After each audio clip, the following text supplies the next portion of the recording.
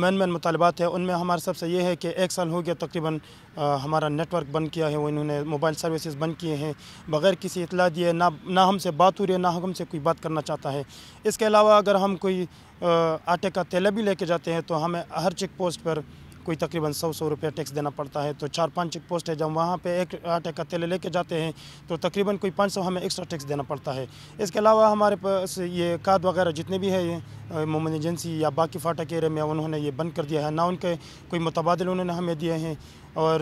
ہمارے فصل وغیرہ سارے تباہ ہو گئی ہے۔ اس کے علاوہ ہمارے کاروبار میں بھی جتنے بھی لوگ ہیں وہاں پہ وہ کاروبار بالکل ٹھپ ہے، نہ کوئی گورنمنٹ ہمیں کوئی اپرچونٹی دے رہی ہے، نہ کوئی ہمیں کوئی اور متبادل طریقہ بتا رہا ہے کہ ہم اس کو فالو کریں۔ ظلم کے یہ ضابطے ہم نہیں مانتے، ظلم کے یہ ضابطے ہم نہیں مانتے، ہم نہیں مانتے ظلم کے ضابطے۔